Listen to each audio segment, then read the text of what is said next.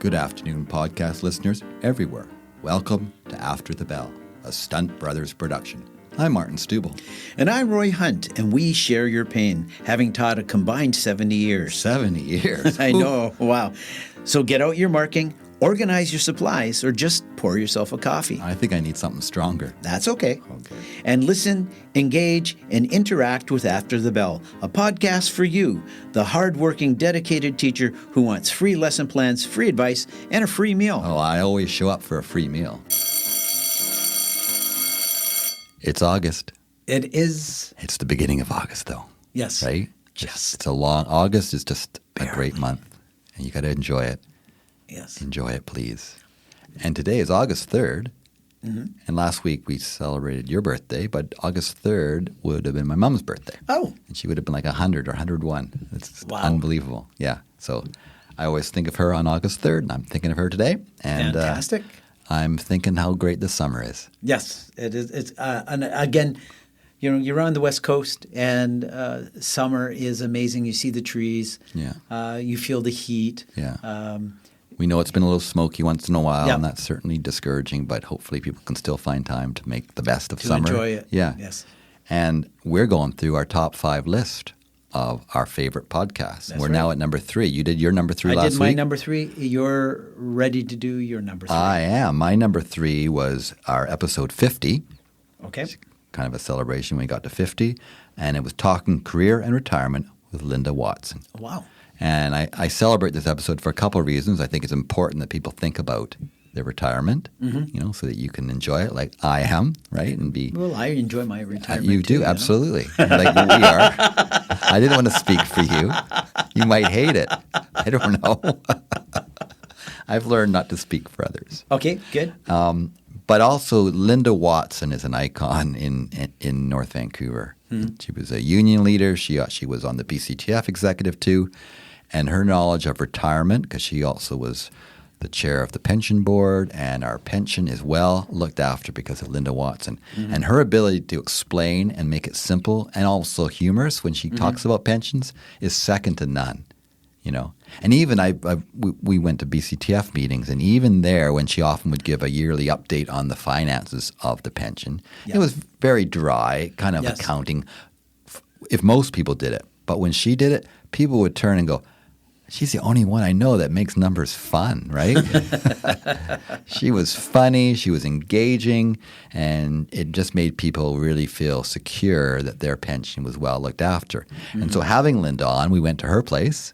Yes. Right? And it was so charming of her to invite us into her house and to hear some tips on what to do to prepare for retirement. Yes. And I think the idea is when we were at Linda's, it was our first podcast where we actually drank some wine. We did. And I think the whole idea, that's how relaxed Linda is. Yes, exactly. In her retirement. Yeah. She says, there's time for wine. There's time for wine. So thank you, Linda. Thank you. Yes. And as always, Linda, we so appreciate what you continue to do for the teachers and for other people in British Columbia. And it was such a pleasure. And so I think if you happen to miss this episode or you want to hear it again, because there's a lot of things that you might miss the first time, listen to this episode again and you'll hear a few more pointers on how to get ready for life after teaching. There. Is there life after teaching? I find there's life. There's lots of life. There's lots of life. It's too much life sometimes.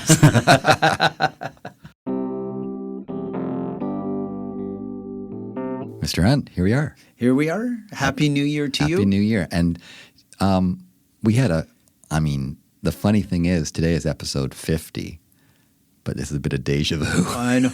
It's like a 50, but now it's 50. Because Stunt Brothers can't count. Yes. And because we missed a few. But when it shows up, this is the one that shows up as episode 50. That's right. But it's actually episode 53. I think so. Yeah. I think, yeah. But we'll leave this. We won't bring this topic up anymore because we hit 50, and we're hitting 50 again for the second time. So from now on, it's just what it is. Well, it's a lot of episodes. I will be happy. I remember when I hit 50. Yeah, right. It was actually 50. It wasn't like maybe.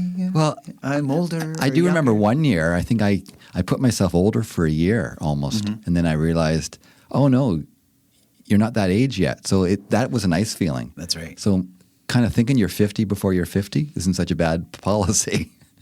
Okay. Because then you go and you think, oh, I'm 51 now. No, actually, you're 50 this year. Oh, or 47. So then I should think I'm like 70? Yeah. And so then Yeah. I'm like, there's days when I feel like 70, but. I'm turning 60 this year, There so you go. I'm going to pretend I'm turning 70. Okay. Because I was Well, I was focusing on going, January came, and I was thinking 60, it's such a nice sounding number. Yeah. This 40 is a nice birthday. sounding number, too. But I got a little down about it. So this is the solution. That's right. I'm going to, until April, when I turn 60, I'm going to think I'm turning 70, and then go, actually, I'm turning 60. Well, and it's interesting, between 60 and 70, that's when your body loses the bulk of its muscle mass and things. So if you're at 70, then great. you've got nothing to lose. Okay. It's already happened. I didn't have to go through it. You don't have to go through that.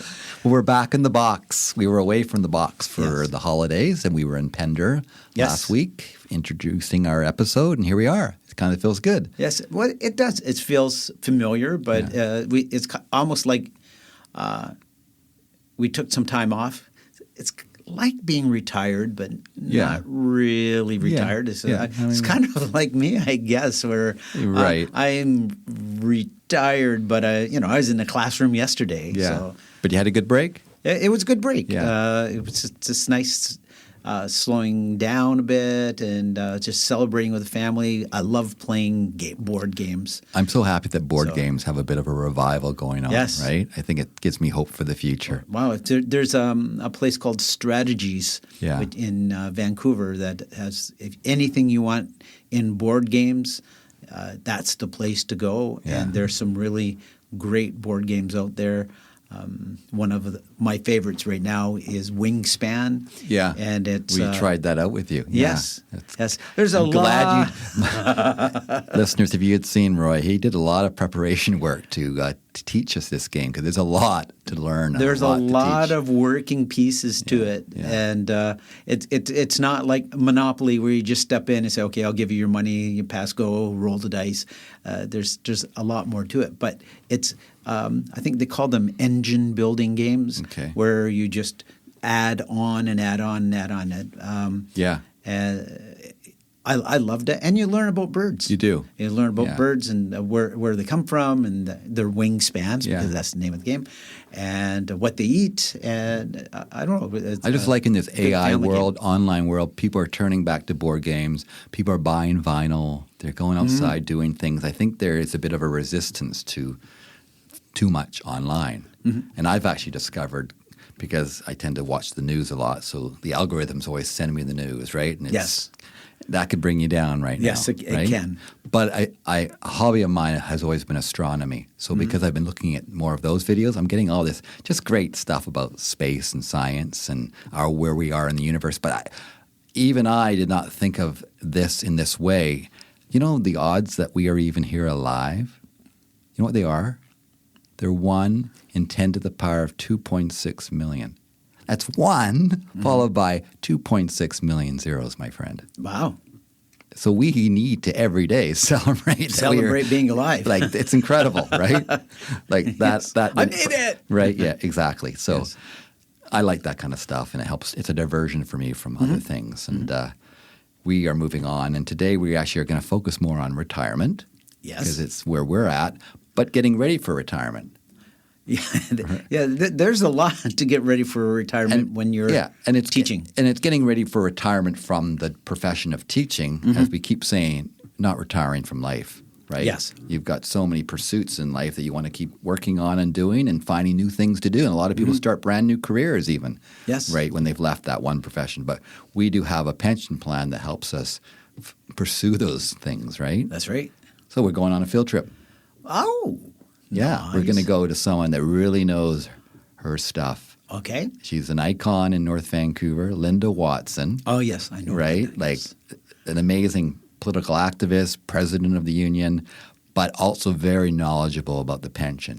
She's a pension advisor. Yeah, She and is. she knows so much, and she's been part of my life a long time. I started teaching, and she was a big part of the union in North Vancouver, but also just an amazing teacher, an amazing person, and someone that I think no matter where you're at in your career, there's going to be advice in today's episode that's going to help you prepare for retirement. So it can be what you and I are hoping to find, right? And we're seeking that and, realizing, hey, I'm alive. It's 1 in 10 times 2.6 million. Zeros following that, and I'm pretty happy to be here. That's right. And I'm happy I got a pension to support me along the way. Well, me too. Yeah. And so let's listen to our conversation and go on a field trip with Linda Watson. I can't wait.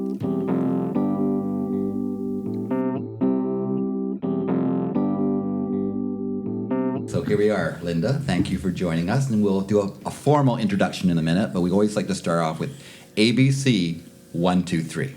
Okay, it's a bit of an icebreaker. So I'll do the ABCs, right? Okay. And you'll do the 1, 2, 3. Did I get it right, or it's the other way around? It's the other way around. I always get it backwards. Okay. Roy, ABCs. All right. A, defined contribution or defined benefit? Oh, defined benefit for sure. Okay. Yeah. Okay. You know what your pension is before you get there. Yes. Nice. B, passenger or driver? I'm definitely a driver. Oh, yeah, we get a lot of that. Yeah, we do. Have we met anyone who said passenger? No. We don't get around with people like that. C, museum or art gallery? Oh, museum. Yeah. Okay. Put me in a museum. I never go out because I have to read everything. Okay. Yeah. Okay. 1, 2, 3. What was your favorite book as a child? Did you have one? Nancy Drew mysteries. Okay. And what brought you to those? Just getting the first one, and then there were like how many in the series? Yeah. So Hundreds, every right? birthday, every Christmas, you could get a new one. Okay. Do you have a favorite teacher from your childhood that stands out? Oh gosh. 1 or 2? And if you do, would you like to share? Well, there are many. I liked all my teachers. I only had a conflict with one teacher in high school, and my favorite teacher connected to that memory is the school counselor, Okay. who showed me how to stand up for myself. It was a lesson I never forgot. Wow. And then, if you had one favorite piece of music that you had to listen to, and it's the only piece of music you can listen to, you're on a deserted island, you don't have to listen to it over and over again. You can, stop and look at the sharks once in a while. Is there a piece that you would choose that stands out? Let's see now. What do I hum in my head the most? Probably anything from Neil Diamond. Okay. Like Song Sung Blue can yeah. stay with me for days. Yeah. Classic. Okay. So, we have Linda Watson here, who has done many things over her years. I know you started as a teacher. Did you start in North Van? I did. I always taught in North Van. Okay, and what did you teach in North Van? I taught a lot of grade 7, mostly elementary classroom actually, starting with grade 7 and 6, 7. Yeah. And I started in an open area school, which was challenging and very cool and a great way to start because we totally team taught the program to these grade 6, 7 kids. There were 5 of us in a big open area, totally open. I don't think they make them that open anymore. Yeah, but for us there's only it was. the 2 schools that remain that are like that in North Van. That's I think it's right. the primary classes that are in the open area, not intermediate. Yes, well, this was at Blue Ridge Elementary, Okay, which yes, was okay. It's one of the all 2. 3 pods Yes. were open. And we team taught everything. Now, and there were 2 beginners on the team and 3 experienced teachers who helped us so much. It was an excellent way to start your career because you had these experienced experts right next door. If you ever run into trouble, you could get some advice from them. They'd help you out. We cooperatively planned units, shared our kids around, and it was fun. Yeah. We were all young enough to go to the pub on Fridays. That was helpful for my teaching talent to be in the pub on Fridays. Right? Yeah. Pub helps. Bonding experience, yes, exactly. And then at one point that area morphed into a 2, 3, 4 family grouping, grade 2, 3, 4. Okay. Also really fun, my first foray into primary kids. Excellent team there. Then I did more elementary, mostly grade 7. And at some point I went off to the NVTA office to become local president for a few years. You did that a few times. Yeah. When I came back, I went into high school. Okay. And I did learning assistance because I had special ed background. By then, when I took my post-grad courses, I did a lot of special ed. So I did learning assistance in English in high school. That was fun. Then I went off to the BCTF. Then I came back to elementary and did elementary learning assistance. Yeah. What did you notice different about being in a high school after elementary?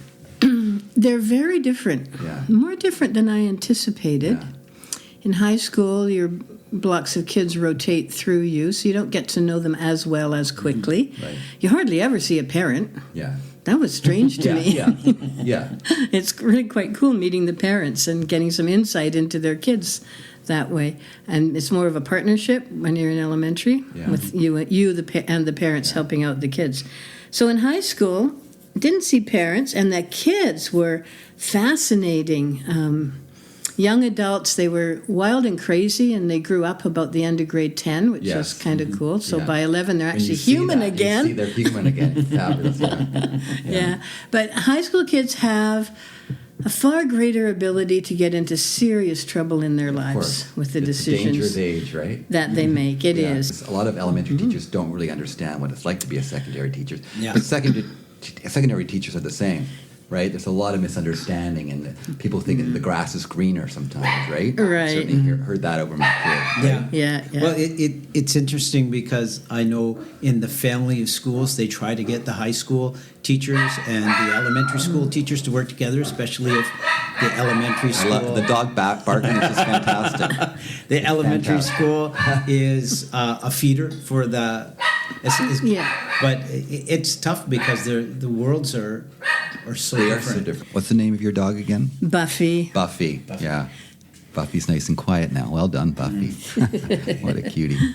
So I was talking, I said, I have down, I often think of you as a political activist. Do you see that as yourself, as your roles over the years? Yes, as it turned out. Yeah. Was it something you thought you'd aspire to, or it just happened along the way? I guess with many things we do in our lives, things happen. Yeah. And you pick up on them and you find what suits you or something you're good at, and off you go. And for me, it started in that very first teaching team I told you about, the grade 6, 7 team. Mm-hmm. The experienced teachers in our group were local association activists. They were interested in the local executive. So they got the 2 new teachers on the team that year to be one of our staff reps the very first year. Of course, we knew nothing. Yeah. Mm-hmm. And one of them was planning to run for local president. Ilse Link was planning to run for local president that first spring. So she convinced me to run for local secretary. Yeah. And I don't think I was off the local executive again for like 30 years. Yeah. You just get started and off you go. You do. Mm-hmm. You get once they pull you in, you can't get out again, right? It's like Godfather. It was kind of similar for me at Longsdale, my first 6 months there, and Chuck Dixon was there, and he had started bargaining. And I remember halfway through the year, we needed a new chief staff rep. I mean, I was 24 years old. We need a new chief staff rep. Everyone looks around. Suddenly, everyone seems to leave the room, and I'm left alone. And You're it. That started it all, right? Yeah. But I'm grateful for that actually, along the way. So you got involved that way, and then you ended up, I mean, in North Van, the name Linda Watson is iconic. It's an overused word sometimes, but you are an icon, and you know people still. There are people who teach in this district who never even were here when you were here, and they know Linda Watson. Oh my! You do. You permeate the walls of this district, and it's all good, and it's wonderful to have you here today and talk about. And we're eventually going to get more into your later career was more to do with pensions. There's one story, though, I just want to know, you hear these iconic stories about people, and I had this one story about you, and I want to actually, I've never asked you if this is really true, and it was passed around through the rumor mill, and it goes back to maybe your Blue Ridge days when the principal at the time had he wanted you to not wear pants. Jeans, right? And did you show up the next day in a maybe a gown or a wedding dress? Is this true? And if it is true, tell me it's not true. But if it is true, I would love you to share that story. That is a true story. Oh my goodness, that was a long time ago. Now, if we go back even further, when we were in high school, when I was in high school, girls couldn't even wear pants to school. You had to wear a dress. And then in the swinging 60s, dress lengths got shorter and shorter, and principals took to measuring how high your dress was above the knee when you kneeled on the floor. I mean, it was all way too much, but things evolve over time. So the red letter day came in high school when girls could wear pants. they could actually wear pants to school, but it had to be a pantsuit. Wow. So a matching jacket with your pants or a matching vest with a tasteful blouse were permitted. Wow. Yeah, so that's where we came from. Anyway, when we started, by the time I started teaching, things were much more free. But somehow women's attire in school was scrutinized more than the men on staff. So one day I had a particularly active day planned with the kids, and I wore jeans. Not a pretty new pair of blue jeans, I must say. And this was an open area where the men commonly came in tracksuits with rips and holes in the knees because they were pretty active fellas. And the principal made remarks about my jeans, that I had worn jeans to school. Maybe I shouldn't do that. And I said, well, it's an art day. We're on the floor doing our giant murals, and we've got PE, so I'm outside doing PE. And it's one of those days, so I wore my jeans. Well, you really shouldn't wear your jeans. So, I was quite new in the profession then. So I went home, thought this over, and I pulled out my white ruffled eyelet cotton embroidered gown, floor-length gown with the frilly loopy sleeves, and I thought it was quite attractive. It was basically a ball gown. And I wore that to school the next day, and I pinned a sign on my back that said, "No PE today." Wow. So I wore this all day, and I walked past the principal as often as I could during the day. He said nothing. Yeah. At the end of the school day, we ran into each other, and he said, "Linda, I know when I've been had," and then he walked on. Oh, wow. So he didn't complain about my jeans after that, and I did wear them again, of course. Where did that boldness come from within you? Being a new young teacher, most people wouldn't have had that within them. They would have had to suffer in silence, right? I suppose. I don't know. Am I a quiet rebel? I'm not normally rude, but I guess I have personal boundaries. If you tread on me, I'm going to say something, which you need if you're going to be in the union, right? Yeah. Well, thank you for sharing. And then because you said you were local president, but you also became second VP of the BCTF, right? Right. So what was that experience? Yeah, that was fascinating, and I did that. I'd been on the provincial executive while I was local president. I also was on the BCTF executive for many years. And doing both at the same time was an interesting juggling of your time commitments and workload. But it was all related work. Mm-hmm. And we had been doing we had just started full-scope local bargaining at that time, when I was first local president. So the BCTF was a tremendous support for developing the very first collective agreements. All of that foundational work was done during that time. In the from 1988 to 1994, I guess, we had local bargaining. Yeah. And then I got on the BCTF executive, which happened concurrently with being president. And then after I was back in the classroom for a while, I ran for second vice president of BCTF, which was a full-time position. And I went there for 3 years. During that time, I got involved on the provincial bargaining team, because local bargaining had been one of the things I enjoyed the most. And we built in North Van a tremendous collective agreement. It had some really amazing stuff in it. Dealing with a very, I guess, humane and supportive school board who bargained hard, but if we made a good case for what teachers needed to support their kids in the classroom, they listened to us. Yeah. And that was a good professional relationship we had at that time. And they were educators who understood what you were trying to achieve. I Yes. think that's the difference. Their bargaining team, Okay. Mostly mostly principals and HR people from the board office. So off I went to BCTF, got involved in provincial bargaining, which was a whole different kettle of fish and not nearly as much fun and much more challenging. But I think the highlight of that time at BCTF in those 3 years, I was on the second provincial bargaining team.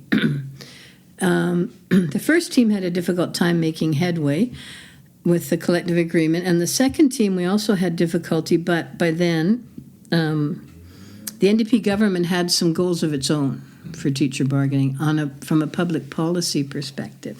So they wanted to really put some resources into working with primary children so they'd get a good start in school. Mm-hmm. And they wanted to see primary class sizes reduced across the province, and we're prepared to fund that. So that helped us achieve primary class size limits across the province that were really low, like 20 and 22, depending on the age of the kids. And meanwhile, we concurrently were pushing for more rights for teachers on call, because they were in a sorry state with a sorry salary at the time, and more supports for specialist positions that would help the kids with special learning needs. They wanted primary class size. We wanted those two things, and after much haggling and back and forth, we got all three.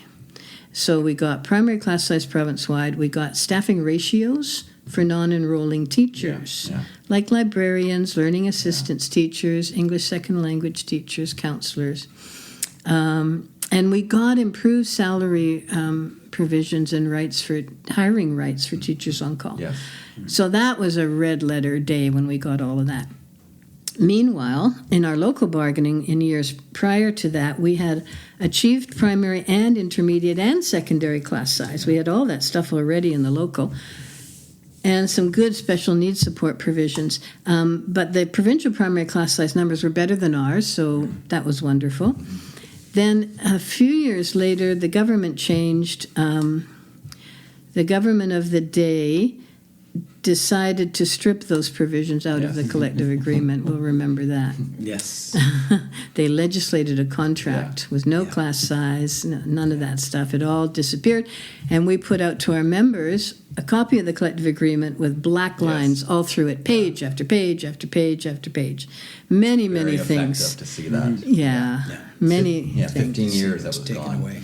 All that work, all that effort that teachers put in to support that collective bargaining was gone. What was the mood in the office at that time must have just been, your heart and soul was in that collective agreement. And you're seeing what's been blacked out. Wow. Yeah, the news came over the airwaves, and anyone who was in the office at the time just sat down and cried. I believe that. That's what we did. Same in many staff rooms, of course, around the province. It was devastating. Because you think that in Canada you've got these charter rights, and access to free collective bargaining is one of them.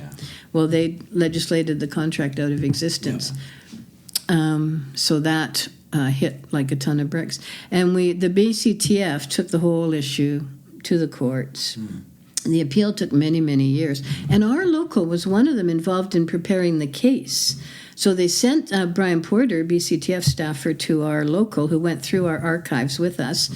And we sat down and went through all the things that had been stripped out of North Van and the history behind bargaining, and all of that went into the Supreme Court submission, along with many other locals that had been chosen because of certain parts of their collective agreements that really stood out. In the end, the case went all the way to the Supreme Court of Canada, and we won. 2016. We won. Everything came back. So now we reprinted the collective agreement with all the language back in again. And it was amazing. But there were some details to work out between the BCTF and BCPC, the provincial bargaining agent for the school boards, about how to implement things. And we lost some ground there. I'm still not happy with how it ended up, because the really firm class size limits weren't there. Now there's all kinds of compensation and loopholes that don't make us happy. But we did regain a lot of ground, and it was quite a victory that we celebrated at the time. It was I always go back to that November 2016, because it was a crazy 3 days, because the first thing that happened, Trump got elected. The next day, Leonard Cohen died. So, I was so depressed and sad. Yes. The third day, the Supreme Court gave our language back. So there you go. There was, and as Leonard Cohen always said, there's a crack in everything. That's how the light gets in, and it kind of fit that we got that. And it shows you just can't give up, right? No. You can't give up, and you can't have yourself in this doom state all the time, right? No. Even now in this world, right? You can't go, oh, it's hopeless. No, it's not. No. Yeah. That's right. But, and anytime And we're lucky, so lucky, to live in Canada and in BC, where everyone knows what the laws are are transparent, and they're enforceable. You can take a case and expect to win. It doesn't take time, but you will, Though I worry now with the notwithstanding clause being thrown around so much. Yeah. Provincial governments, right? In Alberta, it's just out of control there now. Yeah.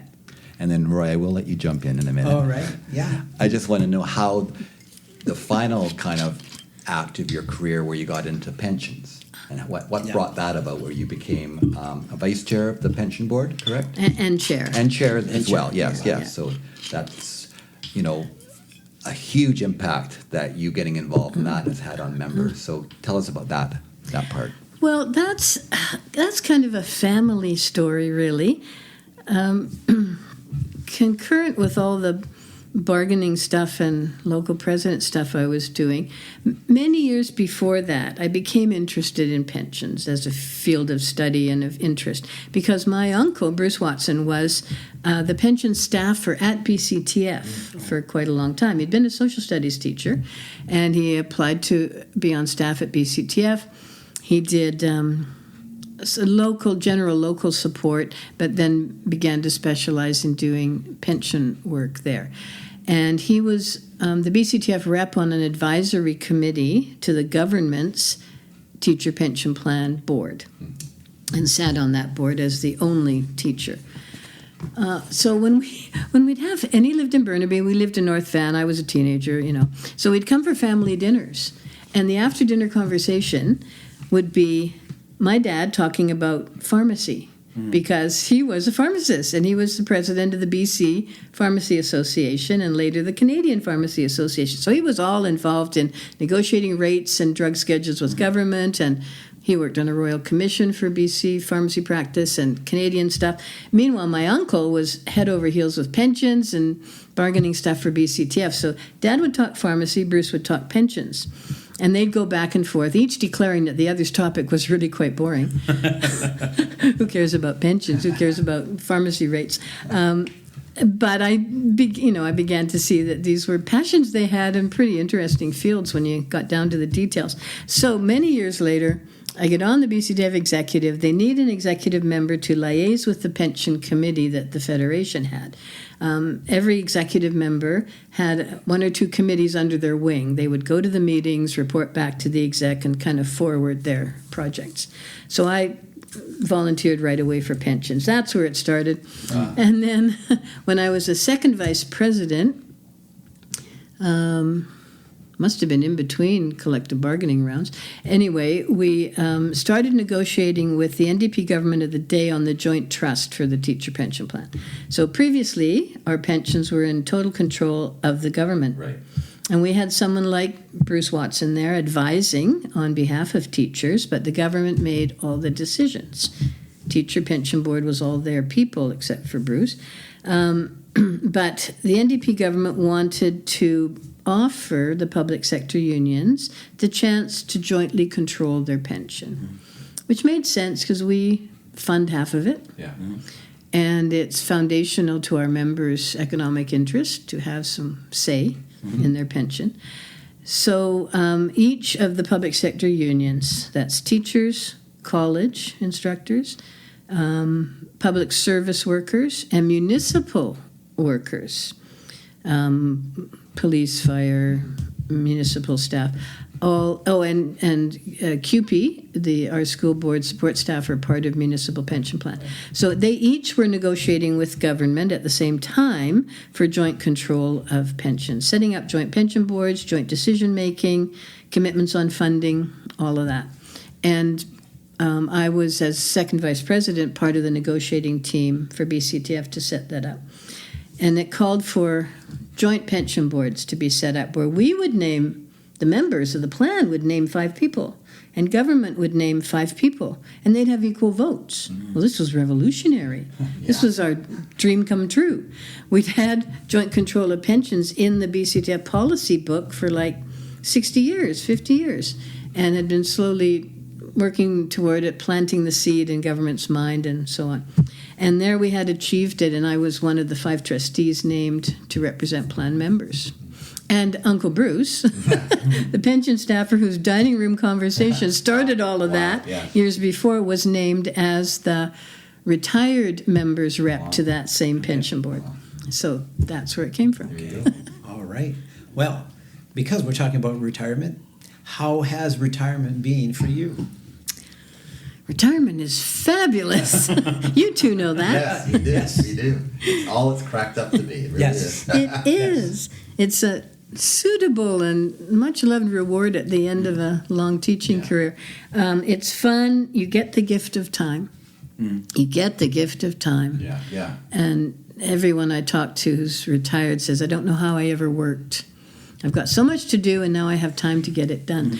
And the bonus is, every month, someone deposits money into my bank account. It keeps coming without fail. Yes. I don't have to do anything. It just appears. All year round.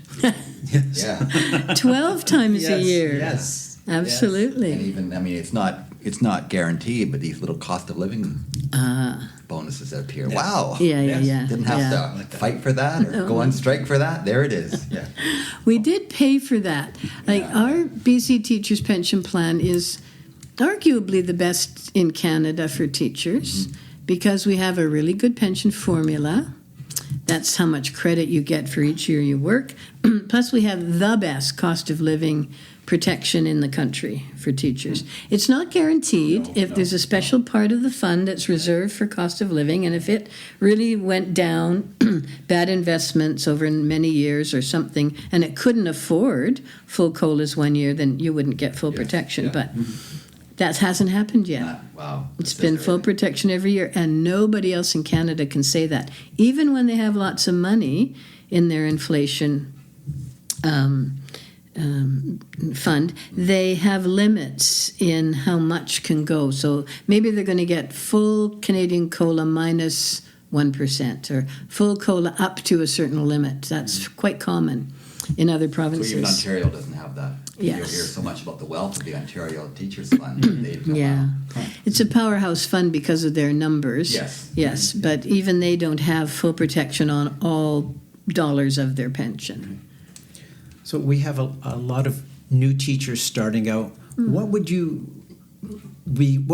recommendation be for them in looking at retirement? Because retirement seems to be so far away, but what would be something that would stand out for you just to give them a nugget of information?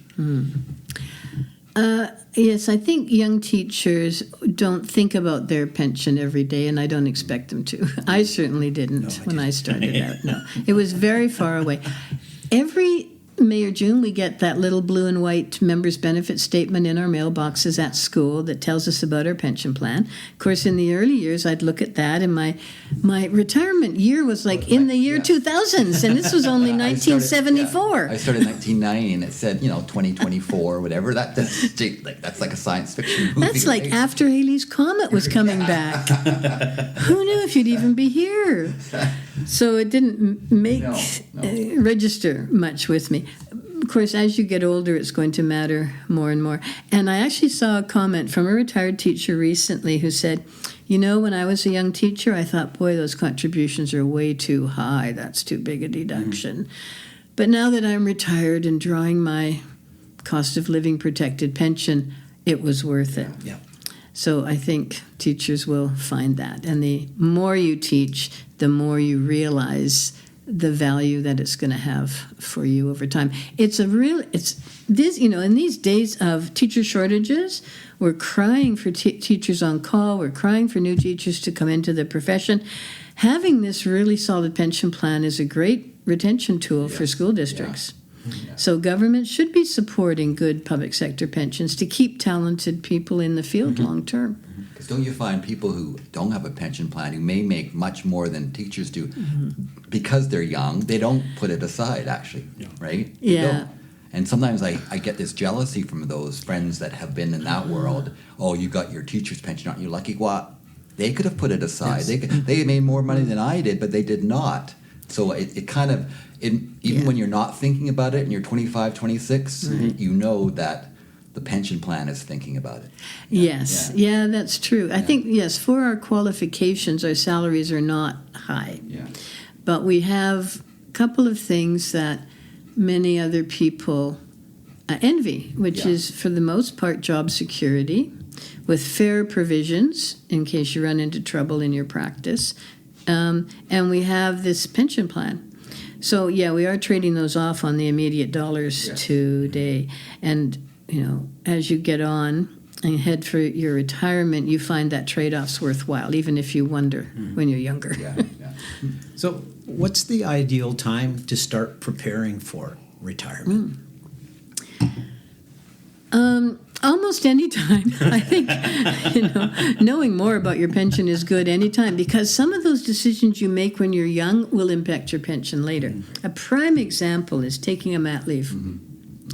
2/3 of actually 3/4 of our profession on the new entry data are now women. Yes. It's 75-25-ish in the pension plan. So most of our members are women. Many of them will take maternity leaves during their teaching career.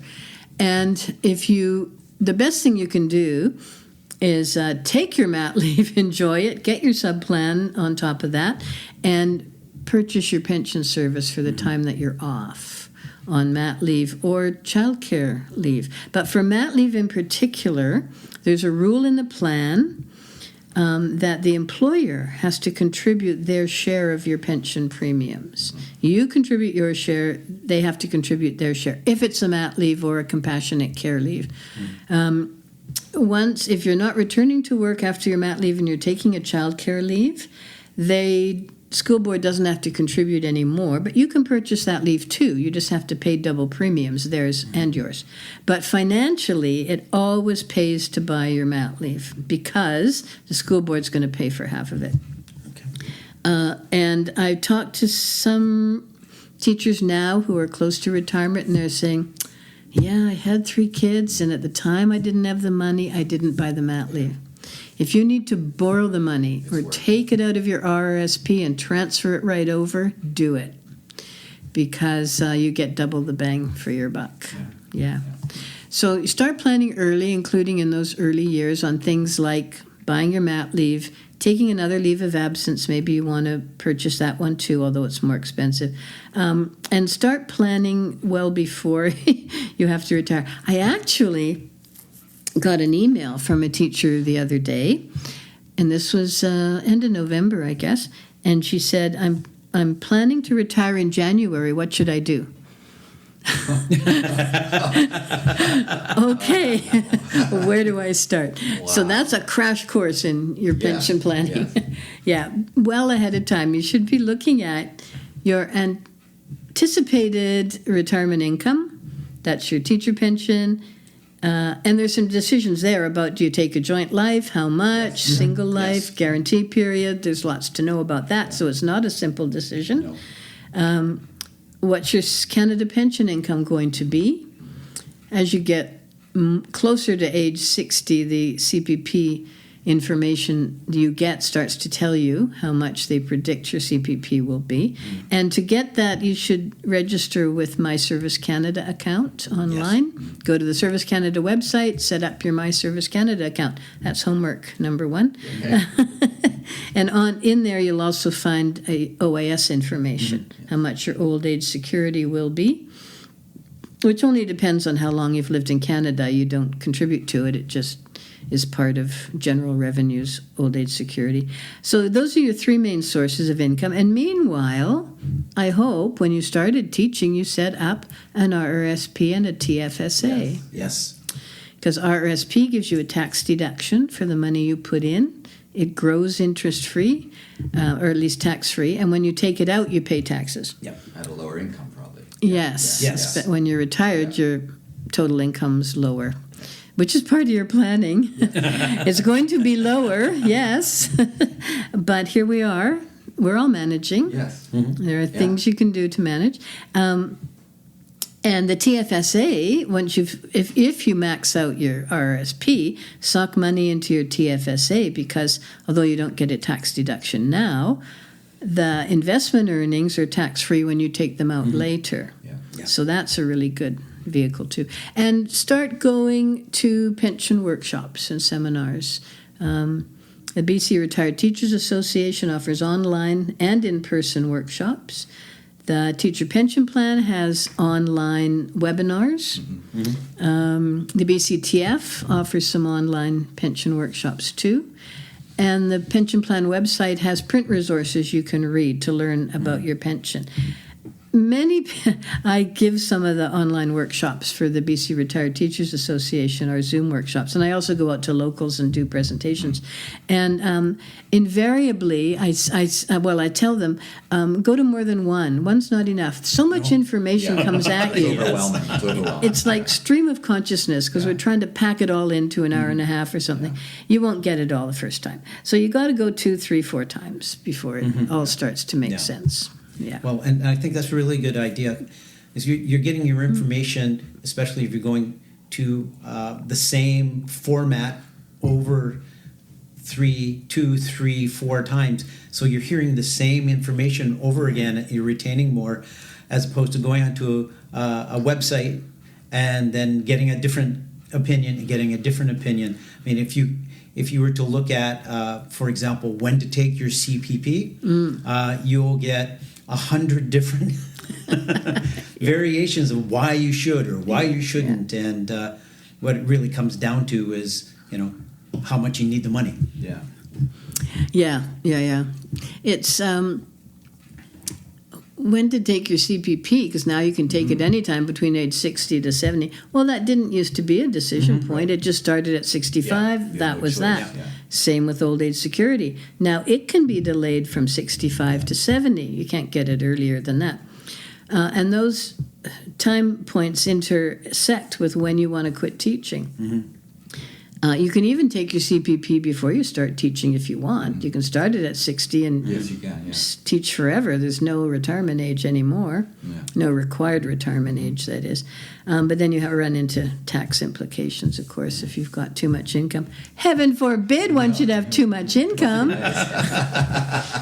I always kind of laugh at that advice. You're going to pay taxes. Well, yeah, but you're not paying 100% of your income. And that's what I find. Some people are waiting for that magic number of an income that's exactly what they had as a teacher, and they put off retirement. Like, there's no magic number. And when you do get that amount, it's often apples and oranges. Like, people look at it and go, okay, what am I getting now? But you're getting taxed less. You're not having the deductions that happen. So you need to work out what the net is going to be compared to what the net was when you were teaching. And you find out it's actually pretty good. It's manageable. Yeah. You're not paying union dues anymore. You're not paying EI. You're not paying CPP premiums if you're not working anymore. You're not paying that big pension premium once you start your pension. That's a big chunk of your income. So your take-home is relatively healthier than you might think. I find people are surprised. The only caution to getting too much income between your RRSP, when you convert it to an income fund, and your TPP, OAS, CPP is, you could face an OAS drawback, old age security drawback, if your taxable income is too high. But again, that's a rich people problem. Well, nice problem to have. Yes. Well, I could remember looking at my pension plan in 2 different ways. One would be, I had a horrible day. The class was just driving me crazy. So I want to go online. When can I retire? And then I would have a year where I had the amazing class of, I think I can do another 5 years. So it's kind of, sometimes it's just relative to the frame of mind that you're in. Yeah, it's true. I do talk to teachers who are wondering about their retirement when they've had a particularly challenging class or not enough support for the kids in their care. They worry about that. It's very stressful. And it is very stressful if you've got a challenging mix and a lack of support. And that does drive people out of the profession. There's no doubt about it. And yet, as you say, you can have a year where everything gels and the class is great, and you just have had a great year and you feel like you could do this job forever. Because what a wonderful thing it is to be able to devote your working life to helping kids. To help them be the best they can be and learn as much as they can. They're so excited when they learn something new, those primary kids. It's a joy to be able to do that and say, that's my job. I can do this. I found when I was in the office, some people who had health concerns would often say, "Oh, I need to retire now," and that to me, I always had to make sure that should not be the reason you retire. Let's deal with those health concerns. But that to me works against the whole point of it all. Yeah. And luckily, as a BCTF member, you're contributing to a salary indemnity plan all the time that you work, and when you run out of sick leave with your school district, you can apply to draw that salary indemnity plan benefit and stay in the profession. Because while you're on SIP, your pension premiums are being paid for you and you're getting pension credit. Yes. You don't want to retire prematurely if you have access to that kind of support when you medically need it. And the plans are designed to help you out that way. You'll get your pension credit, you can retire and have a bigger pension as a result. Oh, another thing you can do to boost your pension, there's a thought, is while you're young, work on your credentials. So you've got a 5-year degree when you come into teaching. Well, look in your local collective agreement. There might be a PB plus 15 where you can take extra coursework at the 300 and 400 and 500 level and get a higher salary lift if you complete that extra 15 units of study, or get your master's degree. In some districts, the step between PB plus 15 and master's is small because there's a big bonus, like in North Van, big bonus from Category 5 to plus 15, and a smaller jump if you finish your master's. For others, the big jump comes at the master's level. There's a very small plus 15 appreciation, and then the big jump is the master's. So look into that. Take those courses evenings or in the summer. It's really worth doing that. It helps your pension so much because your pension plan's is based on your best 5 years of income earnings. So before you hit your last 5 years, get the max credential you can manage. That's great advice. And in 2018, the pension rules changed. I know some people are still in both plans. I was in both plans. Like I was 85% in the old plan, 15% in the new plan. So can you outline why those happened in 2018 and how it took away things? Because I know when I first looked at that pension statement in 1990, it was worked on this magic number 90, right? That was the point. When you get age plus years of service, it adds up to 90. You could retire without a deduction. So why? What was the reason for all that? Oh, yeah, that's a good question. The old plan, that's pre-January 1, 2018, all that service is old plan. Any of your teaching from January 2018 on is new plan. It's essentially one pension plan and two different ways of calculating your service and your pension benefit. The old plan was integrated with Canada Pension. So when the teacher pension plan started on this defined benefit formula it has now, when the Canada Pension Plan came in, they wanted to make sure that teachers didn't pay too much in premiums. So you were paying a premium deduction for your teacher plan, and now CPP was starting, and you had to pay for that too. And Canada Pension covered a certain amount of everybody's income, whether you're in teaching or any other work in the country, you pay into CPP, up to a certain maximum annual income. Let's pick a number, 60,000. So your first 60,000 of income is covered by CPP. The rest of your income is not. You get no pension credit on money above that. And every year that number goes up, whatever the limit is. So the Teacher Pension Board decided to reduce the premium paid into the teacher plan up to that salary amount, 60,000, say. They reduced it. And you paid a higher premium on your earnings above 60,000. This is just a sample number. So you paid more into the teacher plan. That set up a two-tiered pension credit. You got less value from your 0 to 60,000 salary and more value because you paid more into it on your top salary because Canada Pension was going to help you out with the 0 to 60 amount of your salary. They were providing a benefit there that you were also paying for. So that kind of evened out how much teachers paid on the whole of their salary. And if you're a teacher, it's still true today, you will notice your contribution to Canada Pension deduction disappears off your paycheck by end of June, early September. Yeah. Because you've topped out on how much of your salary CPP will cover. You're not paying premiums anymore. Then, in the 20-teens, there was a lot of concern from workers who didn't have a company pension that CPP wasn't giving them enough in retirement. It didn't cover enough of their salary at a high enough rate to give you a good pension if you didn't have a company pension at all, like our TPP. So the Canadian Federation of Labour and other groups were supporting expanding Canada pension coverage to help people out. And we supported that as teachers because we know the value of a good pension. We were happy for other workers to have the same. So we supported that change. And what CPP did was it enriched the formula for how much you got out of your earnings, and it started gradually bumping up the earning threshold, the earning limit. So it went from, say, 60,000 to 63 to 65 to 67, whatever it is today, I forget. But it's higher than it was. So that meant, in our plan, more of your salary was covered by lower teacher pension credits. Right. Because that reduction on your premiums to match CPP was still in place. Now more of your salary is covered at the lower rate, and less of your salary is covered at the higher rate for the richer teacher pension. And what we foresaw on the pension board, and this change happened when I was on the pension board, it's when we started discussing changing the plan.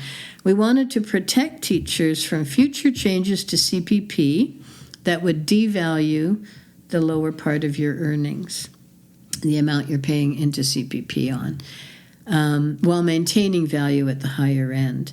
So we changed our formula so that now in the teacher plan, all your service is valued the same. You don't pay less on your lower dollars, and you don't get a bridge benefit. So the second part of the story was on your lower dollars. In those days, you could only start CPP at age 65. So on your lower dollars, we put in a bridge benefit. If you retired before 65, you got a little bonus to make up for not being able to start CPP till 65. So if you retired at 60, you got 5 years of what's called a bridge benefit, and then your lifetime teacher pension carried on along with starting your CPP. And most people started their old age security at 65 also. So that was nice. But with the new formula, there's a better pension formula on all your service, no matter how you paid for it on your income premiums. So the bridge benefit doesn't exist anymore, and you can start your CPP at 60 if you want. So they changed that rule too. You can start it early, or you can delay it till you're 70 if you don't need the money right away, and then you get a bigger payment. If you start your CPP at 60, it's a smaller payment, which makes sense actuarially. Yes, yeah. Yeah.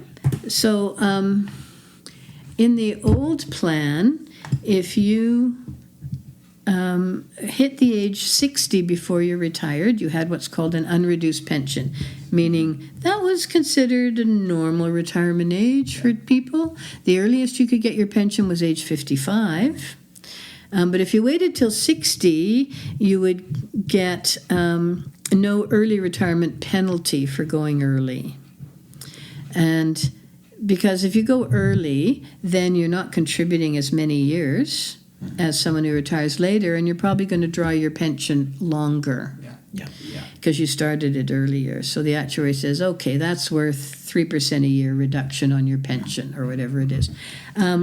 So in the old rules, you had to wait till you were 60 to get an unreduced pension, or if you started teaching really young and had 35 years of contributory service, 35 years was also a trigger for, or factor 90, I should say, was also a trigger for an unreduced pension on your old plan. Right. So factor 90 is how old are you when you retire? Let's say you're 58. And how many years of service do you have? If you have, what's 90 minus 58? 32? Yeah. 32 years of service. 58 and 32 makes 90. That's called factor 90. You could go at 58 with an unreduced pension, no early retirement penalty, even though you're not 60 yet. But in the new plan, the way the formula works, you have to be 61 to hit unreduced pension. Because the formula you get in this new plan is a slightly richer formula. It's actually a better pension for you. Even though the bridge benefit disappears, so from 60 to 65 you don't get your bridge benefit, but the lifetime amount that stays with you always is better than it used to be under the old plan. It's a richer formula. So as time goes by and new teachers come in and stop having any pre-2018 service because they started in 2018 on, they will have a better pension than we did when we worked. Because they're all in the new plan.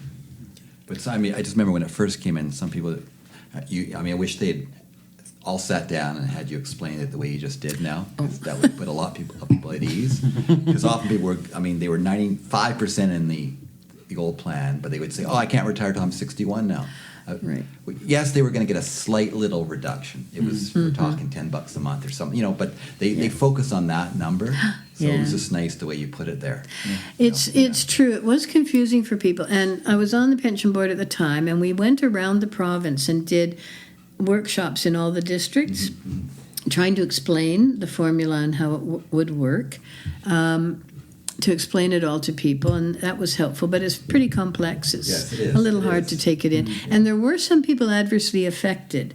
I'm not saying that this enhanced pension formula in the new plan was roses for everybody. It wasn't. Another thing we were trying to correct in the plan was that the old formula advantaged some plan members over others.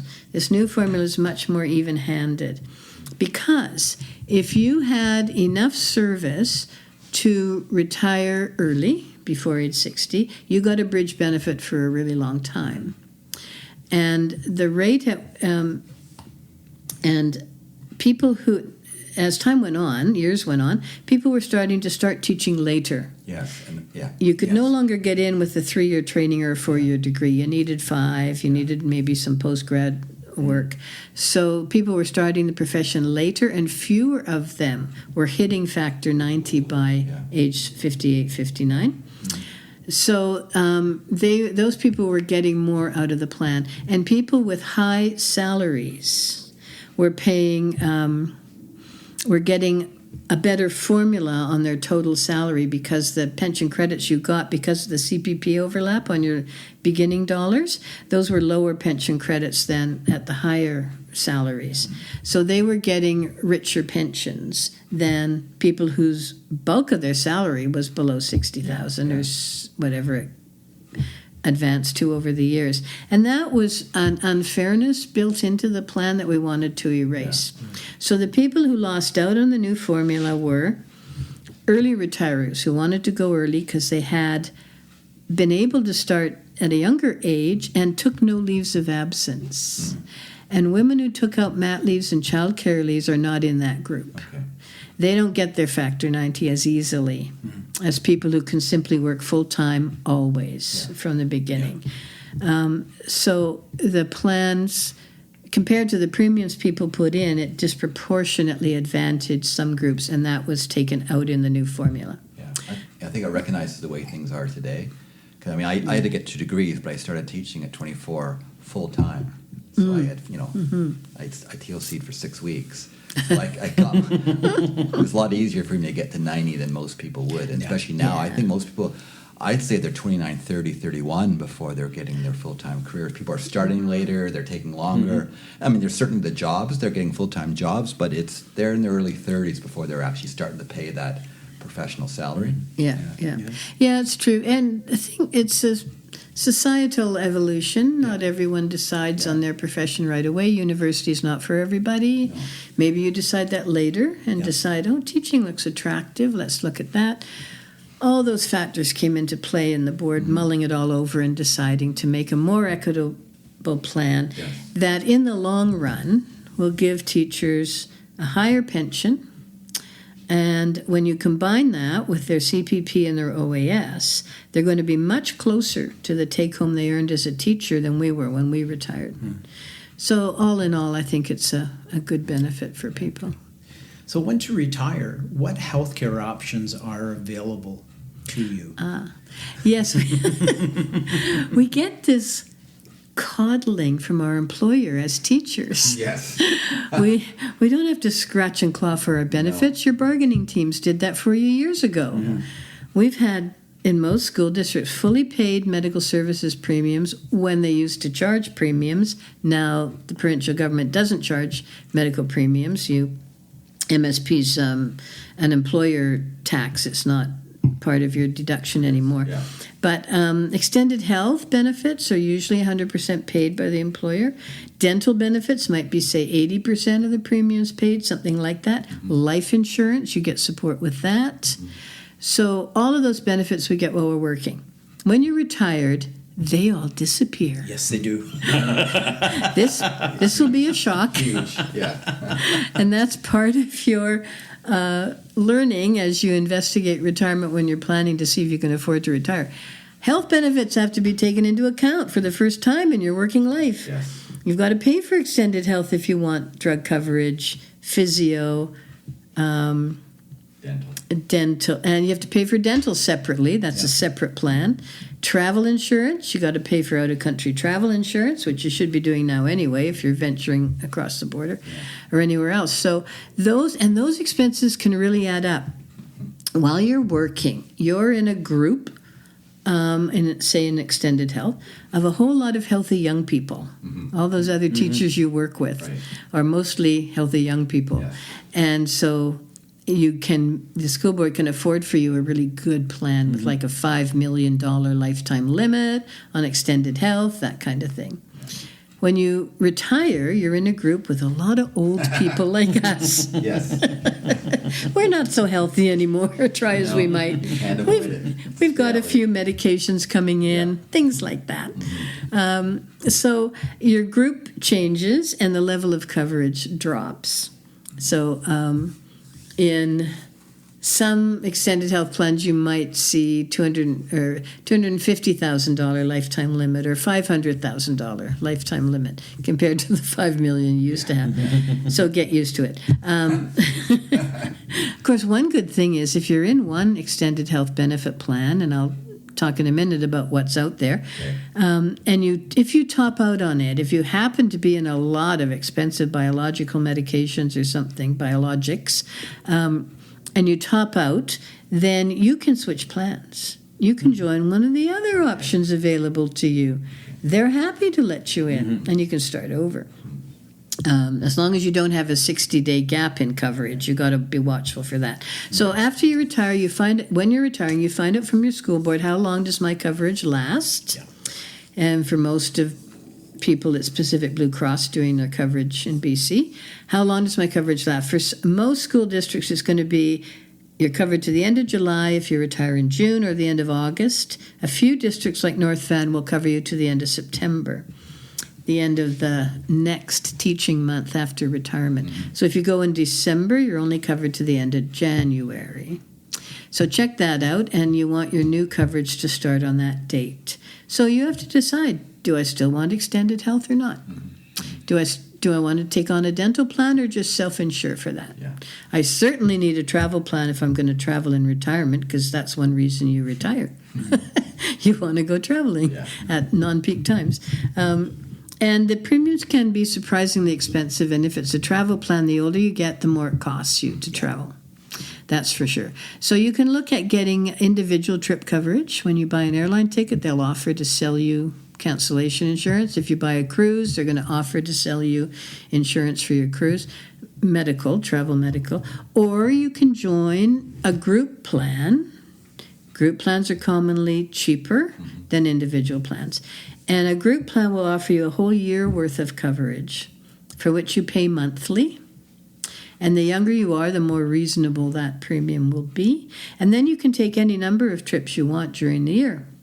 And they're based on the length of your trip. So a common policy you might get is 35-year trips. You can take any number of 35-day trips, sorry. 35 years. 35 years. I love it. Cruise ship for life. Now that's a retirement. Yes. 35-day trips. Yes, yes. Any number of those you want in a year, as long as you come back to Canada in between for a few days. Then off you go again, enjoy yourself. Or 17 days, or 62 days, you pick.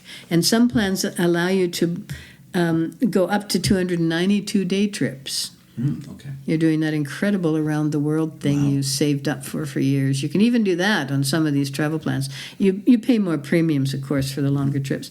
So you're budgeting for that, your extended health, and your dental, if that's what you want to buy. Extended health plans in retirement, quite comprehensive. You'll get prescription coverage, physiotherapy, podiatry, acupuncture, lots of paramedicals like that. Eyeglasses, hearing aids, diabetic test strips, crutches when you need them, nursing care. If you need post-hospital nursing care, all kinds of things are covered. Limits on the categories, of course, within those plans, but they're pretty comprehensive. And you just have to budget for the premiums. And if you take everything, extended health, dental, travel, it's thousands of dollars a year. Mm-hmm. It is. It just is. Yep. That's what your employer's paying for now. Mm-hmm. But you're going to have to budget that in your retirement. Yes, yeah, that's true. What recommendations would you make to teachers who have retired but have gone back into the classroom as a retired TTOC? Some of them working full time. Yes. Why? Why? Some are. They retired, started TTOC. Yeah. The classroom teacher, the LAC teacher, whoever, didn't come back, and now they're posting the job and they offer it to you. Yeah. Yes. As a TTOC, you have some hiring rights, so you can take that job, and now you're doing your pension and your teacher salary. Yeah. And I know people who are quite enjoying doing that. So if that's your cup of tea, why not? Yeah. Mm-hmm. You know, sock that extra money into a TFSA or something for yourself. Yeah. But one thing I caution teachers I talk to who are planning their retirement is you are enthusiastic now to get on the TOC list, and the school board will let you on or not. Most districts you have to apply for the TTOC list. They really need TTOCs. You're likely to get accepted. If you do, I'm suggesting you not count on that income as part of your retirement planning. Think of it as a bonus. Yes. It's going to fund the big round-the-world trip you want to take. But if you count on it as your basic income in retirement, once you no longer want to do that or are able to do that, that income's gone. Mm-hmm. So make sure you can afford to retire based on your pension, OAS, CPP, your RIF drawdown, and your TFSA. TTOC income, think of it as your fund money and your bonus money. Because I think people enjoy the freedom of it, because you can turn a job down when they call you, or you can go in if you want. You can specify in many districts which school you're willing to work at. Mm-hmm. So you might want to go to the school you just left, where you know the kids, they know you. That's a big help when you're a TTOC. And for a while you really love it, but you're not going to want to do it forever. Mm-hmm. As you get older, it's harder. If you go to many different schools, you may find, that's not quite my cup of tea. It's not what I signed up for. Yeah. Those are wise words, because I do know people that have kind of adjusted their lifestyle to their pension and their TOC income. Yeah. And then they, like you just said, they go, I don't want to do this anymore. But they've suddenly, maybe they've taken on a mortgage, or they've done something that expanded in their life. And they go, oh. Yeah. That's raises another consideration for your planning ahead of time, ahead of your retirement. When do you know you're ready to retire? So I always think there's at least two facets to that. One is I'm psychologically ready. Mm-hmm. I'm done with this style of teaching for now. I'm constant, relentless work. You're It's never. the noise outside. I think most people say, I love the kids. I love this so Yeah. much. It's Yeah. everything else. It's that's all the on their rest. plate. It's all the other And they things. go, I don't want that anymore. Yeah. It's a pretty all-consuming profession. yeah. You're never away from it until maybe July, partway into July. But it's always with you otherwise. I mean, Yes. you can't go to the dollar store without thinking, You're thinking geez, about that's it. good for that art project. Or, look at that maple leaf on the ground. Yeah. I can press those for Mother's Day cards for the kids to make. I can clip this article and because I'm going to use that in my history class. It's always, well, nowadays it's I'm going to mark that website because that's where I can go for my history info. That was after my time. But yeah, it's always with you all the time, and you know the worry and so on. But the rewards are, as we know, so many. So before you retire, you want to think about, am I psychologically ready? I'm ready to leave the profession, that constant contact with colleagues, and I have plans to replace those social interactions with other things in my life that I don't have time to do now. And the second facet is, can I financially afford to retire? So that's when you got to sit down and do an expenses spreadsheet. And if you look on the BC Retired Teachers Association website, bcrta.ca, you'll find a page about planning resources for retirement. You can get to it by registering for one of our workshops. They'll send you the link to get this page, which is full of retirement planning resources. And one of them is an expenses tracking sheet, which is simple to fill out, but it's quite comprehensive. It tracks all kinds of categories of expenditures in your daily life, where you can write down what you're actually spending now on all sorts of things, from fantastic. food to gas for your car to house insurance to gifts, all kinds of stuff's in there. And then estimate what you'll spend in retirement. And there's another sheet that lets you compare your take-home pay, working and retirement. So that's the kind of work you got to do before you answer that second question. Can I financially afford to retire? Your take-home pay, as we talked earlier, will have fewer deductions, so it's going to be closer to what you were now, but it's definitely going to be less, no question about it. Add in your CPP and your OAS and your RIF withdrawal. That helps to even things out for you for your take-home. And anticipate some major expenses you want to get out of the way before you stop working. Does your house need a new roof? Well, get that done before you retire. Do you need a new car that's going to stay with you for 10, 20 years into retirement? Do that first. Are the kids out of the basement? Are they finished with college fees? Try to account for all of those things before you say, okay, now I'm ready. Now I'm ready to pull the plug. Well, I think that's a great place to end it, those words of wisdom, Linda. And for those that don't know you who are listening, I think you've all realized just what a wealth of information you are. And we so appreciate you taking the time to come and talk to us on After the Bell. It's been our pleasure. Yes, thank you. And as a retired teacher, I'm inspired for someone who's had a lot of experience being retired. And so I can't wait till I get to that total sense of calm that you have. I'm not there yet. No. Thank you, Linda. Thank you very much. I enjoyed it.